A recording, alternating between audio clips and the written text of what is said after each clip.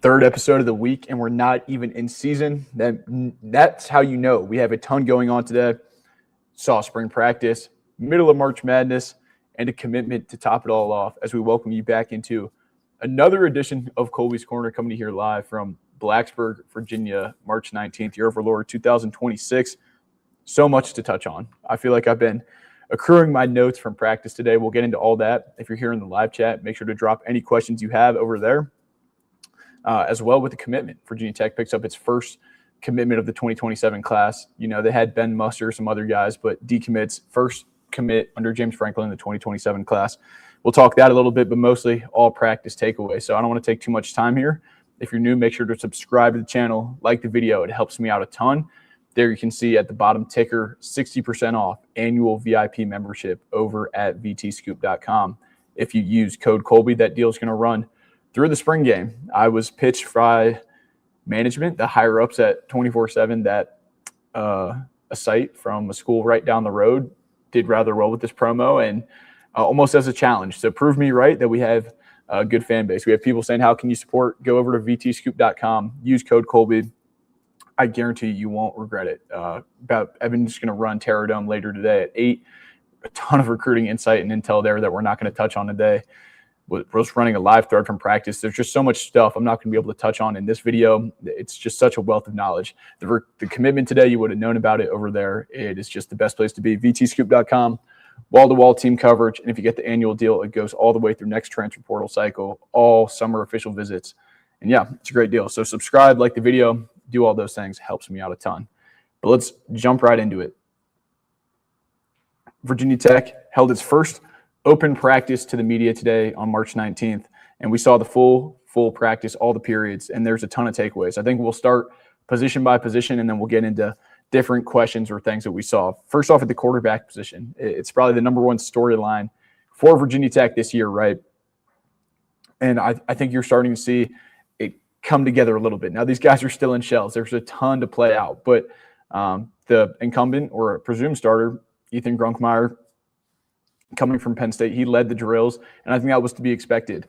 He looked really good. His pocket presence, zip on the throws, timing, he really kind of tore up one-on-ones, and even into competitive periods. He moved around well in the pocket. Now, a couple of those are probably going to be sacks in the season, right? But just his ability to move in the pocket and keep his eyes downfield, extending plays, I thought that was really impressive. Next up, you had UNC transfer Bryce Baker there as well. And, he put some good zip on the ball, is a lot more mobile than Grunkmeyer, right? Was able to move out of the pocket. Good footwork. Also just flashed the arm a little bit. It's so early. It's hard evaluating, but he was second in most of those drills. I think that was pretty established, those top two. Ethan Grunkmeyer first, then Bryce Baker. Next up actually was, in a lot of the drills, the true freshman Troy Hune kind of asserted dominance and stepped up there in the screen drill and different skeleton packages. There was a mix there, but Troy Hune was kind of that next guy, and he's big. His frame is already there, and he throws a really pretty ball. I posted the clip earlier. Here's a couple of the quarterbacks going through. We'll throw that up, but there's Ethan Grunkmeyer throwing. But yeah, he threw a really pretty ball to Luke Reynolds in one-on-ones to beat Tyson Flowers. There's a nice ball to Jeff Exnor, and he put really nice zip on it.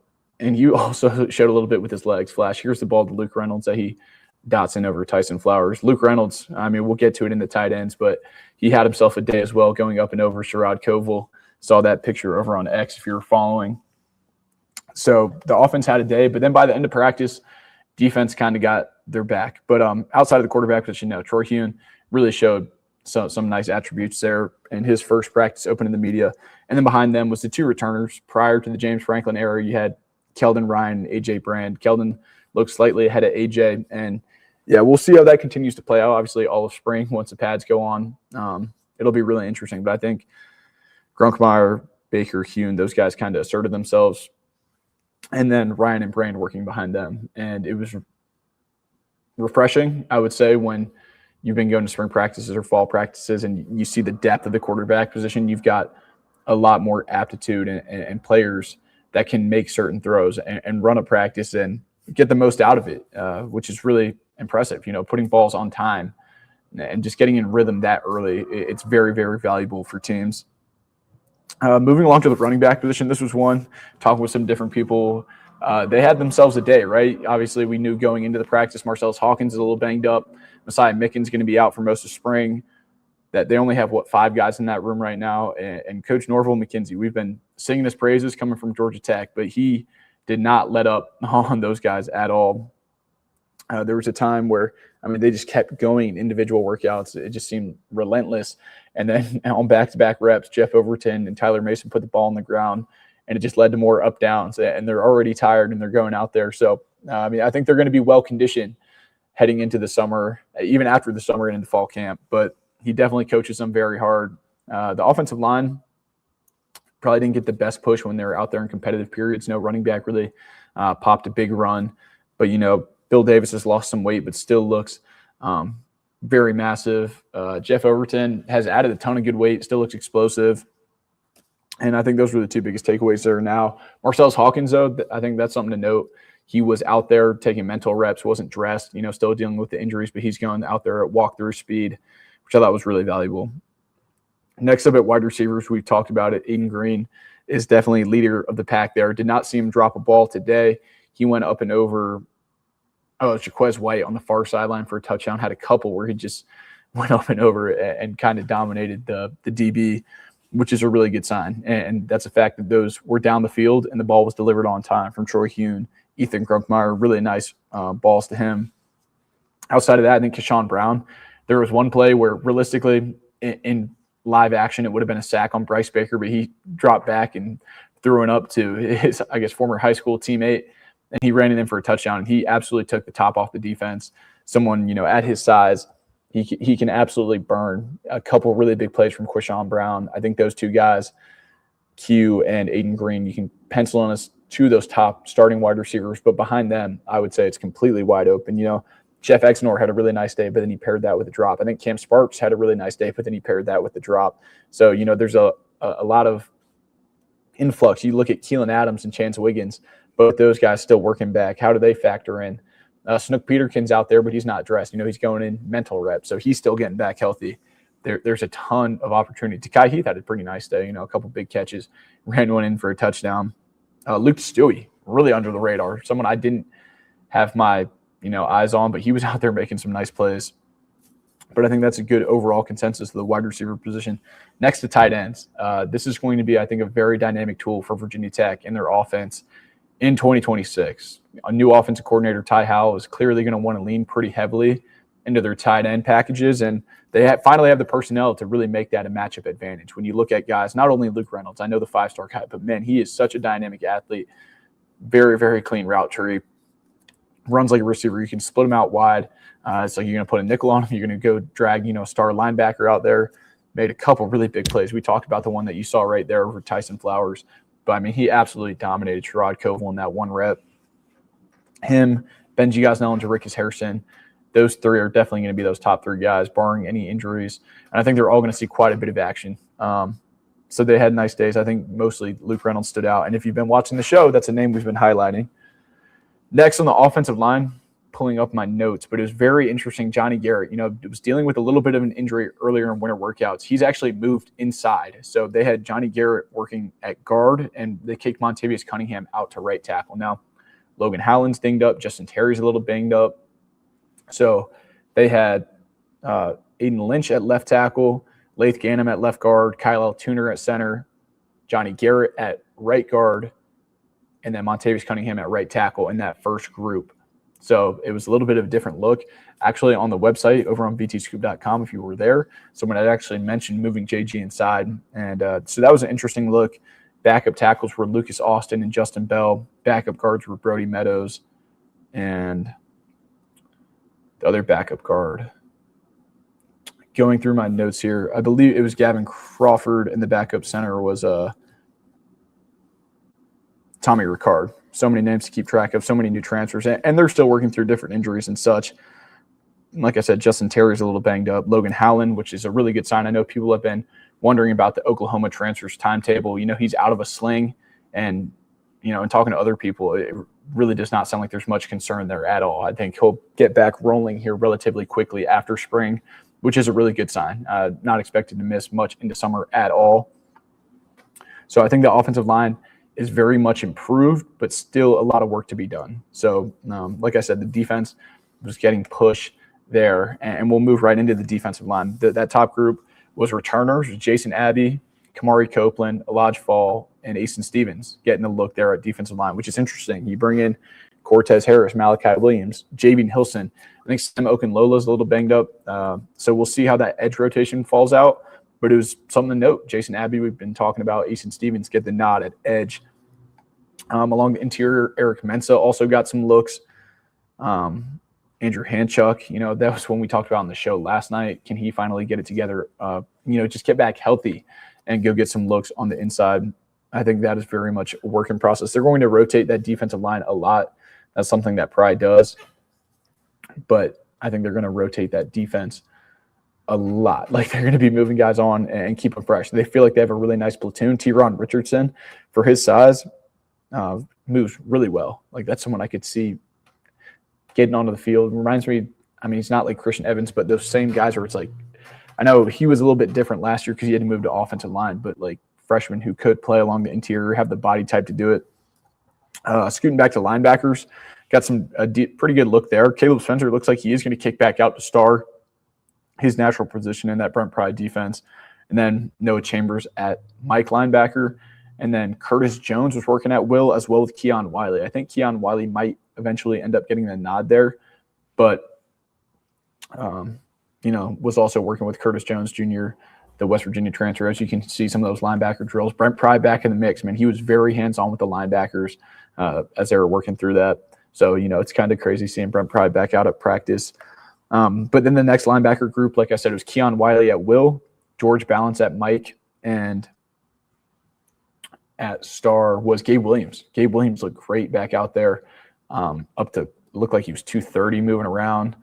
So Gabe Williams, George Balance, and Keon Wiley. It just gives you a lot more options at linebacker if you do have an injury, or even just keeping guys fresh. You feel comfortable with that group. And even behind them, the true freshman, Matthew Lamar at Mike, at star, Terry Wiggins, the prize of the class last year, and at will was Antoine Santiago. So you really kind of have a three deep that you're developing that you feel like, okay, we can get really good reps out of these guys, even in practice, which is something specifically at the linebacker position Virginia Tech has not had. And, Brent Price a lot more hands-on with them now running the drill, which is something I think overall, how does Franklin run a practice? You have some head coaches that, kind of insert themselves in drills. And I was watching a really good interview recently, and it was like just on leadership techniques. And it's like, how do you not belittle your position coach, right? Like, you don't want to take it over, but also, still be involved. And I think James Franklin, in this very small viewing period, kind of did walk that line perfectly, where he's going to go interject himself when he does, but let his coaches coach. But Brian, being back out there was definitely had his fingers all over the linebacker group. Next at corners, I think you'll see a rotation as Josh Clark starts to work back full time. Jamari DeLoach a little banged up. So it was Josh Clark and Thomas Williams, those two guys. Isaiah Brown-Murray was in at the slot, nickel. And then it was Jaquez White and Cam Chadwick kind of working behind those guys.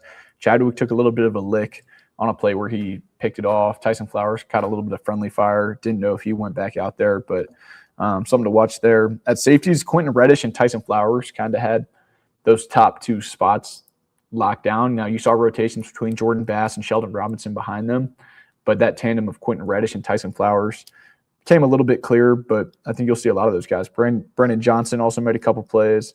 And then, like I said, Sherrod Coble in the one-on-ones got Luke Reynolds. So those are some quick just position by position. I'm going just through my notes now, some other notes.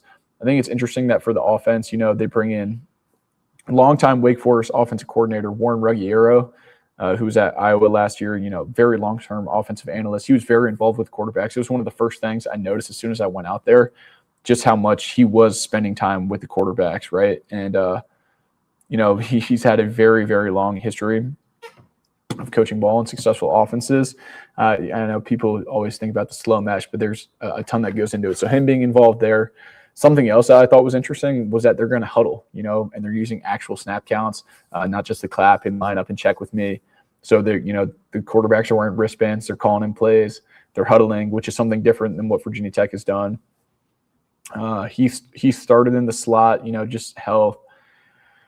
The running backs, Harrison St. Germain, just a couple other notes as we're going through at a one-handed grab. Also in the cornerbacks, I can't go too far without mentioning Amari Polidor, and it'll tie in later when we talk about his former teammate committing. But Amari Polidor, as a true freshman, we talk about these guys, skill guys on the outside, wide receivers, corners, as true freshmen are probably the most poised to play early. And he just has a really quiet confidence about himself. He's not going to go out there and say a bunch, but he just goes and makes plays. And he's young. Like, he had a holding call that probably didn't get called right after he should have called an interception. So you see the highs and the lows. But I was talking with someone there, and it's like he kind of reminds you of a young Mansour, just hyper talented from that same kind of area, and could see his way into the field. Now, I think corner is very deep, but he has a ton of talent. Grunk and Hune, like I said, they had really good one-on-one periods. Sheldon Robinson had a pick on the sideline that James Franklin got up and ran over to him. I believe that was on I think it was Harrison St. Germain, or no, it was Brody Jones. That's who it was on. But yeah, he had an interception. So that safety room, I think, is in a pretty good spot. IBM was in at nickel. And yeah, I think those are most of the notes. We'll get into some questions. But, returning punts, Quashawn Brown, Tyseer Denmark, and Takai Heath were back there catching punts. They ended the day on a competitive sort of period. You could really tell just the leadership technique of Ethan Grunkmeyer and how he's just commanding, the whole team, rallying behind him. They're having Will Love go back there to send a punt, and if it's satisfactory, they get off the field, and Grunkmeyer's getting in his face before trying to rattle his cage. And, he hits it. But you could just see how his leadership technique. You saw, some plays with their Overton and Hawkins back there getting mental reps together. And that, Katron Allen, Nick Singleton, they had a lot of really good success with both those guys. So I think those are just some initial notes and thoughts and intel coming from Virginia Tech's first spring practice. But yeah, if you're just new or joining right now to the live, appreciate everyone jumping in here on Thursday a little bit earlier than we normally do. Make sure to subscribe to the channel, like the video, share the show with a friend. Go check out vtscoop.com if you're just joining. Was challenged by some people in management at 24/7 that a different school was doing really well on their promo and almost prodded me. So if you want to support and go get some really great content, head over to vtscoop.com. 60% off annual VIP. The deal runs through the spring game. But if you get the annual, you get the transfer portal, you get team coverage, wall-to-wall coverage of all college football teams for the entire year. I think it's really, really great deal, especially now with spring ball kicking up. A ton of notes going on over there. But yeah, subscribe. Check that out. If you have a question, drop it in the live chat because we'll get to those. See quite a few questions. And yeah. But next up, other news of the day.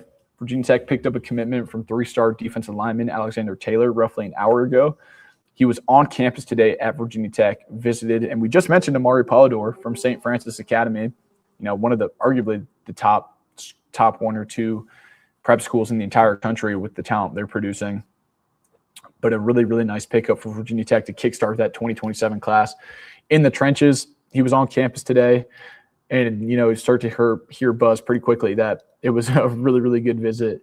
And to get him locked in and keep that pipeline going to that type of program is really nice. So Sean Spencer gets his first guy, Alexander Taylor.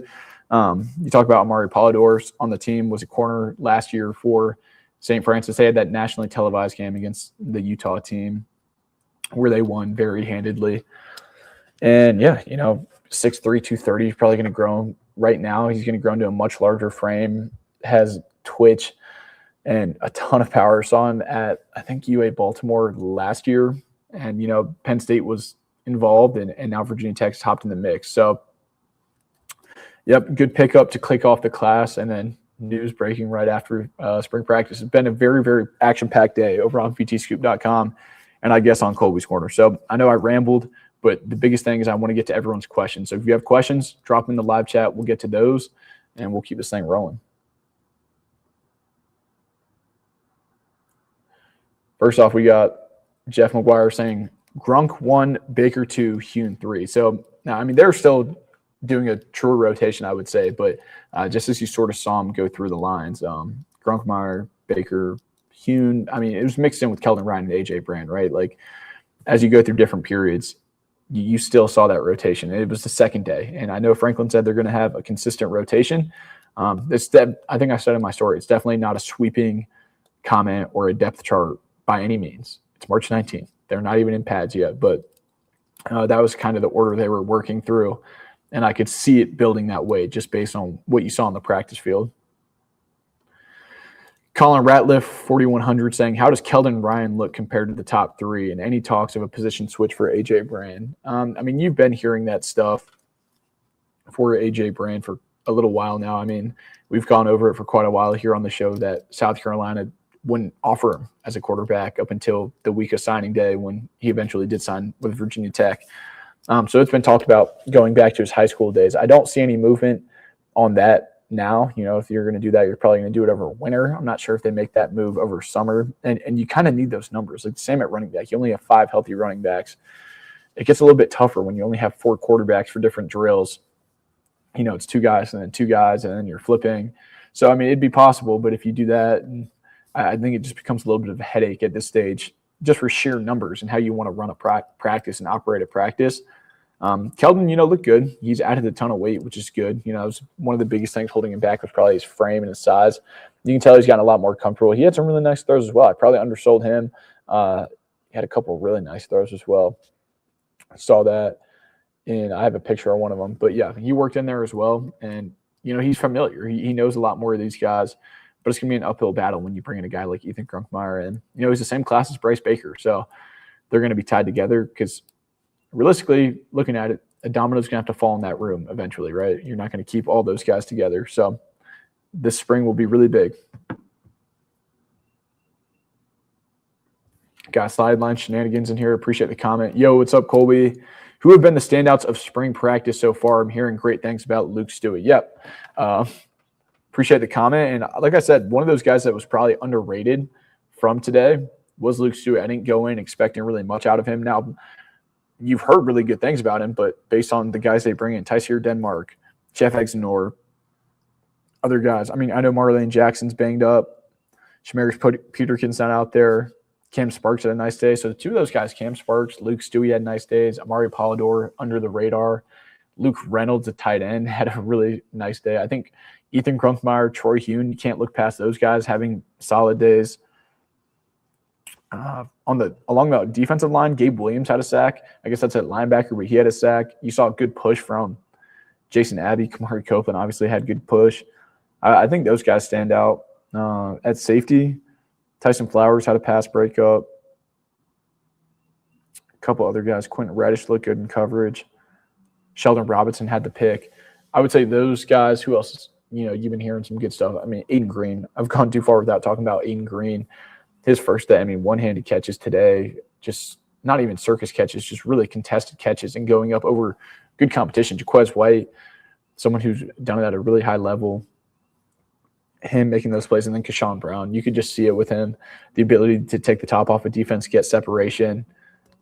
And, yeah, I mean, a lot of that comes down to the balls that were delivered to them. And Ethan Runkmeyer put a lot of really nice catchable balls on time for those guys. So, I know I just rattled off a ton of names, but I think right now those are some guys that are standing out.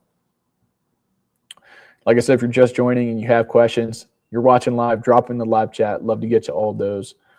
Have Amari Smith, wide receiver thoughts and cornerback thoughts. Yeah, I mean, we can go down the list. I think both those rooms are in a really good spot, and I would say they're very comparable on the roster where you've recruited and brought in a ton of super highly rated and a lot of talent players, and there's just not a lot of production on the field yet, right? Or it's just not proven production. Wide receivers, Keelan Adams, Snook Peterkin, Chance Wiggins, all those blue chip 4-star guys, and you've seen them in spot minutes, but they just haven't been able to put a full season together. Add Jeff Exner to that mix, you know, another blue chip type guy. Tysier Denmark, another blue chip type guy that just hasn't been the guy at all these places. The cornerback room, JoJo Crim's banged up, but him, Jamari DeLoach, Knowledge Harrell. You bring in other guys, Kenny Woosley Jr. working in there at nickel. Knowledge Harrell was working at nickel. But these guys that you've heard about and they were highly recruited and you've heard really nice things about, but they haven't put it together yet. And I think this is their time. Josh Clark to that mix. So I think you have those established guys like Isaiah Brown Murray in the nickel or Aiden Green at wide receiver, but it's who's behind them. Does Josh Clark take that step and establish himself as cornerback 1? I think he will be on the outside, probably with Jaquez White. Like right now, if I was going to do long shot early predictions, I think those 2 guys probably take assertion of those jobs. but it's going to be hard to keep Jamari DeLoach off the field. He's got to get healthy. Same with JoJo Crimp, both those guys. You've got really good playable depth there. It's just you don't know what you're going to get. And that's why it kind of sucks in the spring when you're trying to figure out what you have in guys that they're banged up, that they're being held out of scrimmages, which is good because you want them healthy for the fall. But you kind of want to know what you have, not just like a spark plug guy that you didn't even know you had on the roster. So that's what I would say on wide receiver and corner. You've got a ton of talent and really deep rooms, especially for long term, but just fleshing out how that rotation is going to look. Because I think they are going to rotate quite a bit. Appreciate all the questions. Got a ton of questions rolling in. Got Leroy Bernard, 2487. Will the running backs be part of the passing attack? Yep. I mean, when you bring out a guy like Jeff Overton Jr., who, I mean, I remember talking even out of high school, there were some guys recruiting him like, shoot, why don't we just move you to wide receiver? Like, get out there, take less hits. But, yeah, I think certainly you saw that with Marcellus Hawkins even a year ago. Even on his Division III tape or Division II tape, him getting in the mix in the passing game. Jeff Overton, I think those two guys. Bill Davis, probably not as much. I mean, he's shown the ability to catch the ball out of the backfield, but I think those two guys would be your heaviest passing option out of the backfield. Tennessee Hokie, if you talked about receivers. Yeah, I talked about it a little bit, but when we touch on it again, Aiden Green, Quishon Brown, I think those two guys have asserted themselves at the top of the class. As we've been talking about, as we've probably expected, Snook Peterkin, banged up. Keelan Adams still a little banged up, so you're not getting the clearest picture. Takai Heath had a nice day, was out there. Marley and Jackson, another guy, veteran guy who's hurt. Tyseer Denmark was back out there. It looked like he was rolling close to full speed. Jeff Exnor made a couple really nice catches. He's not a guy, I mean, he's honestly kind of between a tight end and a wide receiver. He does not have that top end speed. But he made a couple nice catches. One play where he definitely would have got tackled in game, but finished the rep all the way to the end zone. So a lot of stuff there. I would say stay following as we get a clearer picture. This was just one. I mean, it was a ton to take in, 2-hour sample size. BT skinnies, we'll go with that. Tight ends other than Luke Benji, tight ends outside of Luke Reynolds and Benji Gosnell. I think those will be the top two guys kind of rotating if you're in 12 personnel, but they're also going to rotate in Jarickis Harrison. I don't want to undersell this. Like, Harrison had a ton of suitors in the transfer portal from schools with SEC logos behind them as well to kind of give you the type of talent that he is. I think the personnel in that tight end room is really undersold. Those are certainly the top three, and you have a veteran guy in Harrison St. Germain. But behind Luke Reynolds and Benji, it's definitely going to be Jarickis Harrison. I would say Harrison St. Germain in there in spot minutes, and then we'll see what happens with Matt Henderson. Matt Henderson is definitely the future of that room, but, man, they've got a very strong top, and you just haven't seen that with Virginia Tech. I mean, Daquan Wright and Benji Gosnell in 23, 24 was a nice tandem, but outside of that, I mean, you just really didn't have many options, and Philip Montgomery didn't really utilize the tight end position in his offense, and it's going to be heavily featured, I would highly anticipate. And Luke Reynolds, he's not just like truly an inline guy, and same with Benji. You can split both those guys out. It just creates a matchup nightmare, a lot of different combinations you can do. Johnny Boy 480, do you see a big difference that the strength and conditioning did with the size of this team? I wouldn't say anything. I mean, they look bigger, they look stronger, right? But you hear that different times, and they go and lose 8 or 9 games in the fall, right? I would say that everyone is carrying good weight. It was one cycle. You try and stack multiple cycles under the same strength and conditioning to try and get your program implemented. They still have the whole summer period to work out. But I would say overall, just the talent level and the frames of guys that they brought in is closer to the level that Virginia Tech wants to be playing with at the Power 4, Power 2 level, even along the offensive line. The guys you're recruiting out of high school, just the frame of them, like a T-Ron Richardson. You're not bringing an undersized D lineman. Like, they're every bit of the caliber of what programs should look and feel like. So, yeah, I think that does it for most of the questions. I know this is going to be – it's been a hectic day, right? Commitment, practice. But I would implore everyone to head over to vtscoop.com. Evan G. Watkins is going to kick up Terror Dome at 8 p.m. Ton of recruiting intel, a ton of just overall insight. There's a lot going on behind the scenes that I'm excited about. Here in the next week, if you're subscribing on the YouTube channel, going to have a sit-down interview with Josh Clark. Really excited about getting these going. If you want to check back through the channel catalogs, I've talked to Tyson Flowers, Isaiah Brown-Murray, Keelan Adams, a couple other guys, but those are always really fun. So if you have questions for that, head over to vtscoop.com at some point. I'll send out a ping to the fans, and we'll get some fan answer questions. But appreciate the support. Spring practice kicking up, and we're going to have a ton more news coming out here in the next couple of days. So great show tonight. Have a great rest of your day. Have a great weekend. Stay safe. Until next time, peace out. God bless.